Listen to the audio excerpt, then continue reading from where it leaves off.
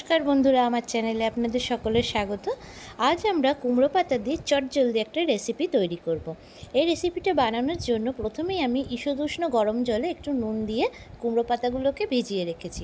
Frying প্যানের মধ্যে অল্প পরিমাণ তেল দিয়ে তার মধ্যে কুচনো পেঁয়াজ আর কুচনো রসুন দিয়ে তার মধ্যে পরিমাণ মতো নুন, হলুদ, কাশ্মীরি লাল লঙ্কার গুঁড়ো, যদি আপনারা ঝাল খেতে চান তাহলে লাল লঙ্কার গুঁড়ো দেবেন, যেটা ঝাল লাল লঙ্কার গুঁড়ো, আর জিরের গুঁড়ো দিয়ে একটা মশলা তৈরি করে নিতে হবে। মানে একটা পুর আমরা রেডি করে নিয়েছি। এরপরে একটা একটা করে কুমড়ো পাতার মধ্যে সেই পুরগুলো দিয়ে পানের আকৃতিতে আমাদের রেডি করে নিতে হবে। আমি একটা ছোট বাটিতে অ্যারারুট সামান্য গুলে রেখেছি, আপনারা অ্যারারুটটা না দিতেও পারেন।